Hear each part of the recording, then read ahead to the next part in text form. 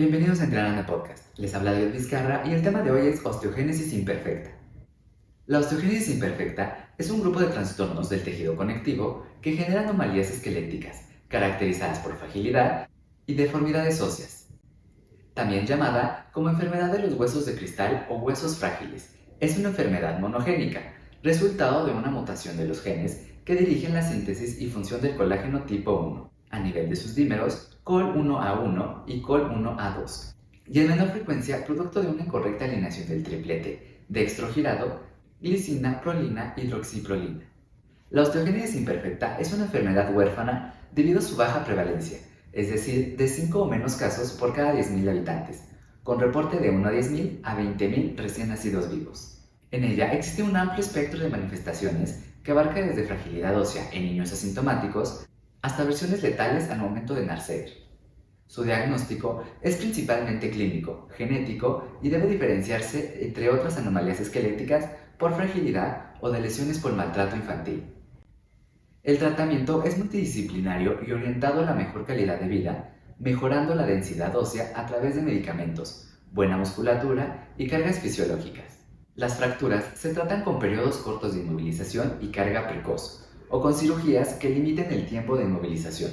Por otro lado, las deformidades esqueléticas deben tratarse de forma quirúrgica utilizando osteosíntesis, que sean extensibles y mantengan la corrección a medida que el niño crece. La fragilidad ósea, característica de la osteogénesis imperfecta, se produce en la mayoría de los casos por mutaciones estructurales o cuantitativas de los genes del colágeno 1, como COL1A1 y COL1A2. Existen otros tipos de osteogénesis imperfecta causados por mutaciones de genes no asociados a colágeno, pero sí con participación indirecta en la formación de este. Recientemente, por secuenciación clínica del exoma, se han encontrado variantes de los genes COL1A1 y COL1A2, junto a variantes heterocigotas en el gen FKBP10. La debilidad ósea está causada por la disminución de la masa ósea, alteración en la organización del tejido óseo y alteración en la geometría ósea. Estudios histológicos han demostrado un aumento del recambio óseo de la osteogénesis imperfecta. Esto es lo que justifica el uso de bifosfonatos para reducir la reabsorción ósea mediada por los osteoclastos. Su administración clínica reduce el dolor óseo y la incidencia de fracturas, aumentando la densidad ósea y el nivel de deambulación, con mínimos efectos colaterales. Su efecto en el hueso incluye aumento de tamaño de los cuerpos vertebrales y engrosamiento del hueso cortical. Se han descrito distintos tipos y clasificaciones, siendo la más clásica la de Sirlans, quien describió 4 tipos de acuerdo a la base genética y a las características clínicas, la que ha ido completándose con nuevos subtipos a medida que se conocen características moleculares específicas. La de tipo 1 es autosómica dominante. Es el tipo más frecuente, casi 2/3, y se caracteriza por osteoporosis generalizada, escleras azules de por vida y sordera de conducción. Es de intensidad leve, por lo que las fracturas son ocasionales y las deformidades escasas. De acuerdo a la existencia o no de dentinogénesis imperfecta, se subdivide en A y B. La de tipo 2 es la de mayor letalidad, es autosómica dominante, pero por mosaicismo puede dar hijos sanos. Su mortalidad perinatal es debido a la extrema fragilidad ósea, con fracturas de cráneo y tórax en el útero y durante el parto, acarreando complicaciones letales. La de tipo 3, autosómica dominante, es de severa fragilidad ósea con múltiples fracturas y deformidades. Sus escleras azuladas se van haciendo más blancas hacia la adolescencia y una imagen característica de este tipo es la epífisis en popcorn. La de tipo 4, autosómica dominante, es de severidad mayor que la de tipo 1 con escleras blancas. Su osteoporosis y fragilidad ósea son variables y de acuerdo a la distinción de clasificación en A y B. Con el tiempo, muchos casos de osteogénesis imperfecta no entraban dentro de las 4 categorías, por lo que se agregaron 3 tipos más, donde no hay mutaciones en los genes para el colágeno 1. La de tipo 5, autosómica dominante, desarrolla callos hipertróficos tras una fractura. Hay calcificación temprana de la membrana interósea y bandas metafisiarias hiperdensas. No presentan escleras azules ni dentinogénesis imperfecta, y su histología muestra que el hueso laminilar se agrupa en una manera irregular. La de tipo 6 hay un defecto de mineralización con fracturas frecuentes, comprensión vertebral y deformidad de huesos largos. Histológicamente hay abundante osteoide con ausencia de hipocalcemia, hipofastemia e hipovitaminosis D. La de tipo 7 es descrita en población nativa de Quebec, con acortamiento rizomélico en extremidades y coxa vara, similar al tipo 4, pero autosómica recesiva. Existen síndromes con fenotipos similares a osteogénesis imperfecta, en los cuales el defecto molecular no es el colágeno. En el síndrome de Brooke hay contractura congénita de rodillas, tobillos y pies, y en el síndrome de osteoporosis pseudoglioma hay disminución de masa ósea, fracturas, deformidad y alteraciones oculares. En el 2014 se describió una clasificación clínica según fenotipo, más simple de recordar que los que agrupa en 5 grupos. La patogenia no solo es dada por alteraciones no exclusivas del colágeno tipo 1, sino también de otras proteínas que generan síndromes muy similares. En la osteogénesis imperfecta tipo 1 hasta 4, la base de la enfermedad es una falla en la producción y organización del colágeno, debido a mutaciones de los genes del colágeno ubicados en los brazos largos del cromosoma 17 y 7 y en errores de transcripción de este. En la osteogénesis imperfecta, la actividad de los osteoblastos es normal, pero la producción específica del colágeno tipo 1 se encuentra alterada, en cantidad o en calidad. En la osteogénesis imperfecta tipo 1, la alteración es la cantidad de procolágeno sintetizada, mientras que en los otros tipos de osteogénesis imperfecta, como la 2, 3 y 4, la alteración no es en la cantidad, sino en la calidad del procolágeno, lo que altera la estabilidad y la formación normal de fibrilinas de colágeno. El tejido óseo mantiene las proporciones de los componentes minerales y orgánicos, pero pierde la organización trabecular habitual, pues los osteoblastos se encuentran aumentados en número y poseen una alta superficie de absorción ósea, y hay grandes y numerosos osteocitos rodeados de escasa cantidad de matriz. Todos ellos son indicadores de un alto recambio óseo.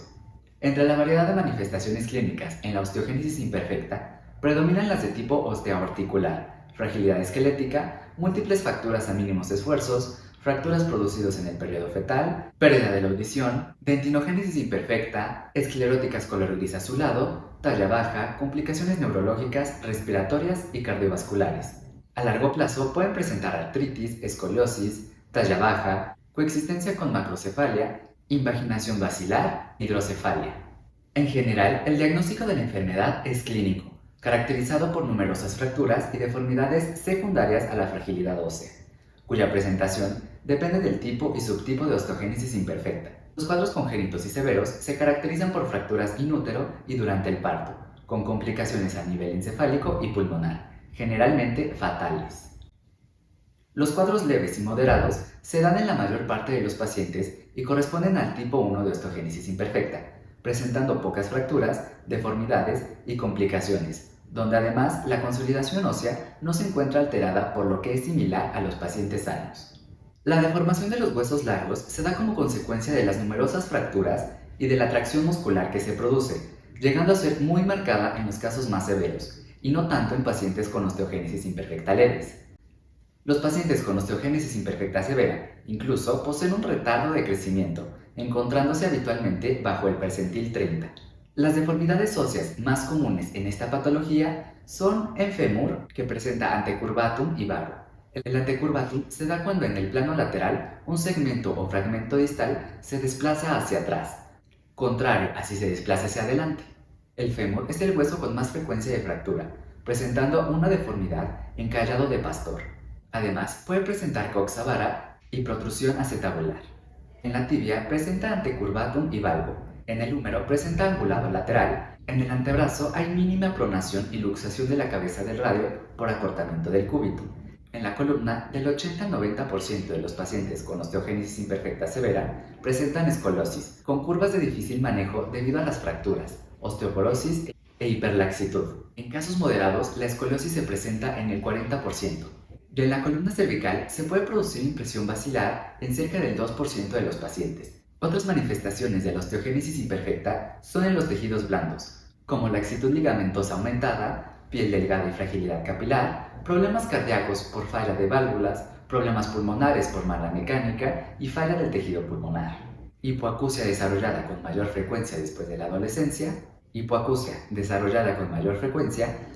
la adolescencia, secundaria a autoesclerosis, alteraciones de tipo neurosensorial o ambas.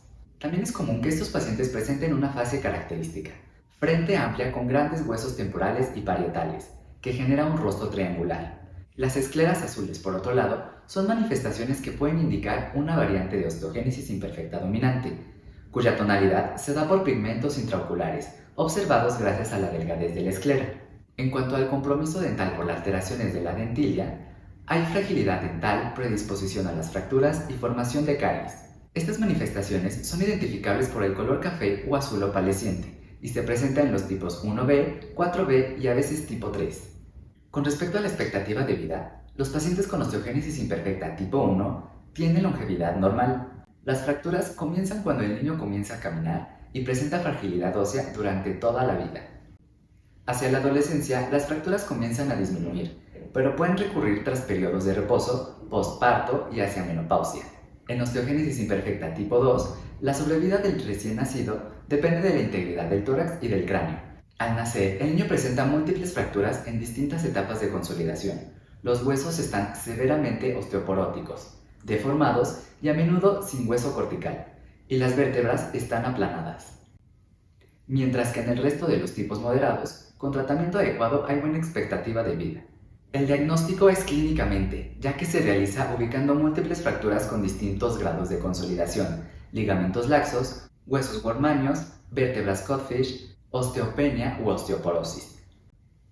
Se puede hacer diagnóstico genético basado en la secuenciación de los genes COL1A1 y COL1A2, buscando las mutaciones o secuenciando los otros 17 genes relacionados a diferentes fenotipos de osteogénesis imperfecta. En las radiografías podemos observar algunas características propias de la menor densidad ósea, deformidades por tracción muscular y por fracturas de repetición en deformidades del hueso largo. Lo más común es observar metáfisis ensanchadas, epífisis con imágenes tipo popcorn, costillas delgadas poco calcificadas, comprensiones vertebrales, cráneo con huesos wormáneos en un 60% y en huesos largos múltiples fracturas en distintas etapas de consolidación, junto a las deformidades mencionadas en el cuadro clínico.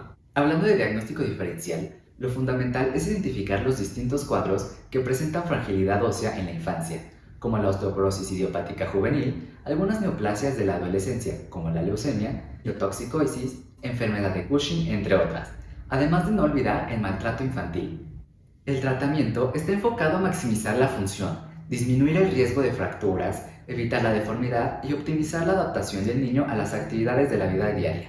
Todo mediante un apoyo integral y multidisciplinario. Las formas leves solo requieren manejo de fracturas, en cambio las más severas requerirán manejo médico y quirúrgico permanentemente para corregir las deformidades que se van generando. El tratamiento médico está compuesto por medicamentos, apoyo de órtesis y rehabilitación. Farmacológicamente se han probado numerosos métodos para aumentar la masa ósea y disminuir la frecuencia de fracturas, donde el uso de bifosfonatos endovenosos ha mostrado resultados alentadores en cuanto a mejora de masa ósea y reducir frecuencia de fracturas. Los bifosfonatos son análogos sintéticos del pirofosfato, que se unen a la hidroxiapatita en el hueso y son potentes inhibidores de la reabsorción ósea, medida por osteoclastos. Su uso en osteoporosis en adultos está bien documentado. Desde hace unos pocos años se ha iniciado su uso en niños. El pamidronato endovenoso es el más usado a intervalos de 4 a 6 meses, siendo efectivo para formas severas de osteogénesis imperfecta. El alendronato en forma oral semanal también ha demostrado mejorar la densidad ósea. También se ha utilizado otros bifosfonatos nuevos como el celedronato y el risedronato. En el tratamiento ortopédico y quirúrgico tenemos a las fracturas. En general, las fracturas en pacientes con osteogénesis imperfectas leves se tratan igual que en el resto de la población, pero con periodos de inmovilización lo más cortos posibles, de manera de no producir fragilidad ósea por desuso. En huesos largos se puede utilizar clavos endomedulares, reduciendo la fractura y dando soporte para prevenir deformidades.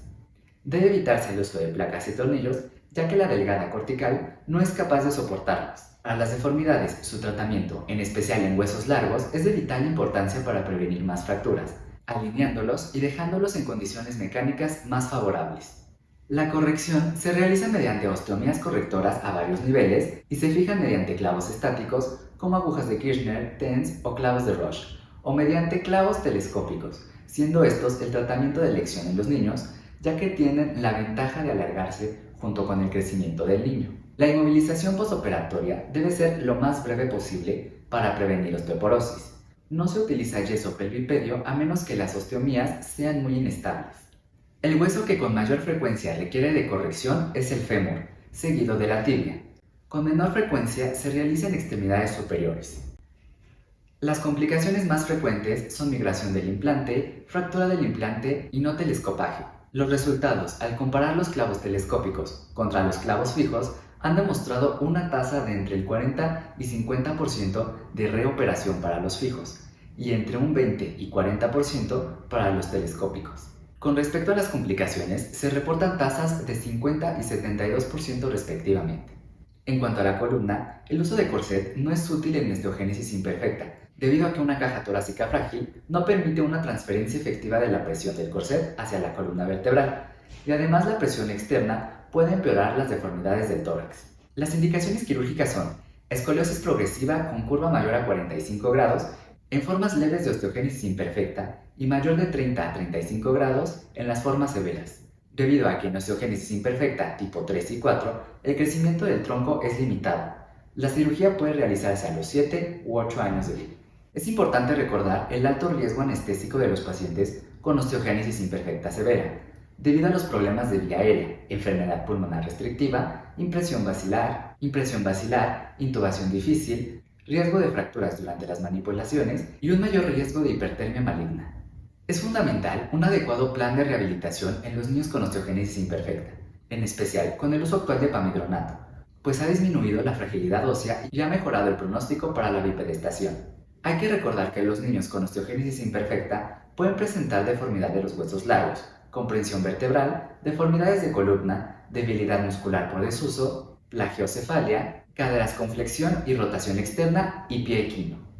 Estos problemas pueden limitar la adquisición de destrezas motoras, en especial el control de cabeza y tronco, sentarse, gatear, levantarse y caminar. Por tanto, los objetivos de la rehabilitación son promover el desarrollo motor, facilitar las formas seguras de movimiento, maximizar la independencia funcional y así la calidad de vida. Las estrategias de rehabilitación van cambiando con la edad. En la infancia precoz, los niños deben ser movilizados con especial cuidado, con cambios de posición permanentes y evitar los movimientos rotacionales debido al riesgo de fracturas. Al iniciar la marcha, se les debe apoyar con una buena rehabilitación para mejorar la coordinación y la fuerza muscular, de modo de minimizar el riesgo de caídas. En ocasiones, se pueden utilizar órtesis protectoras para prevenir deformidades y contracturas. Como una forma de mejorar la densidad ósea, se sugiere realizar ejercicios de bajo impacto o de actividades en agua, siempre teniendo en cuenta las restricciones dependiendo del tipo de osteogénesis imperfecta y las condiciones de cada caso. El trasplante de médula ósea también se encuentra en estudio al aportar stem cells que son precursores de osteoblastos. Así se produce un mosaicismo de osteoblastos normales y anormales. Otra estrategia en estudios es la modificación genética de osteoblastos defectuosos extraídos de pacientes para su posterior reinfusión. Además, hay terapias en estado experimental como denosumab, hormonas de crecimiento, hormona paratiroidea recombinante, anticuerpos antiesclerotina y trasplante de células mesenquimales. Ante los avances significativos en el tratamiento y la patogenia de la osteogénesis imperfecta, junto a los nuevos tipos de osteogénesis imperfecta no colagenosa, hace del enfoque moderno uno multidisciplinario, que incluye tratamiento con bifosfonatos tempranamente, cirugías ortopédicas periódicas programadas y rehabilitación. Esto ha mejorado la historia natural y la calidad de vida de los pacientes, mientras solo queda por desarrollar las terapias genéticas que serán la solución definitiva a esta enfermedad. Con eso terminamos el repaso osteogénesis imperfecta. Les hablo David Vizcarra para Entrenarme Podcast. Nos escuchamos en el siguiente tema.